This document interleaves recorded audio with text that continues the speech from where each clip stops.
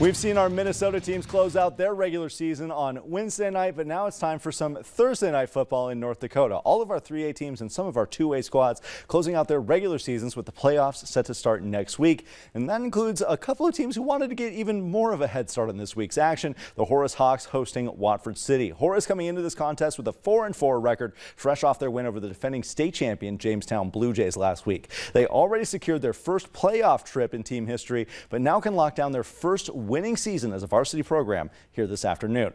Horace taking some time pregame to honor their team's first ever senior class, and not just them, but the whole school's first seniors to graduate. Congrats to them. Football team getting it done early too. Snap to Dylan Johnson, weaving through defenders, sheds a tackler. He is in for 6. The Hawks take the first quarter lead.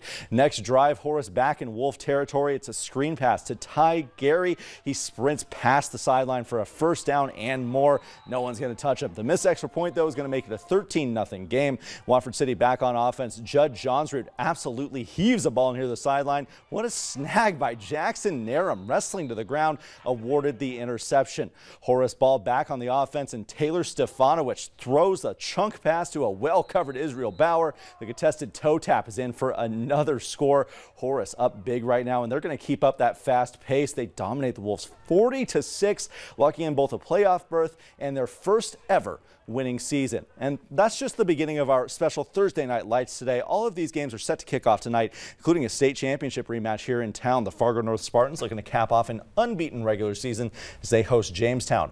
Our 3A teams traveling out west to close out their regular season as well. Be sure to tune in tonight at 10 for all of that, at least as much of that as I could fit into my time frame. Horace has turned things around quickly. Didn't get a win last year. No, and playoffs, they not winning only, season. What's 5 times? Septupled their win total from last year, but they got a playoff team. Words now. Russ, the weather looks nice for football tonight. Absolutely. I think I was going to say, if you ask any of these coaches at the beginning of the season, hey, we'll give you not only the playoff games, but you're going to get to play it in October and temperatures in the 60s, I think they would have taken it. At least 8 out of 10 would have taken it right. Here's what we've got for you. Whether you're in Fargo, whether you're in Bismarck, whether you're in Minot, all these numbers are looking good. You're getting sunshine along with that. Again, those mid to upper 60s. Great conditions, not only to play football, but also to be out there in those conditions watching the games as well. Here's a look at that 11-day planner one more time. And again, a few more days we're going to squeeze out at 70 tomorrow.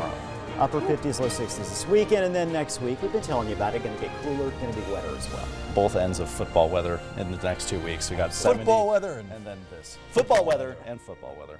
Have a good night.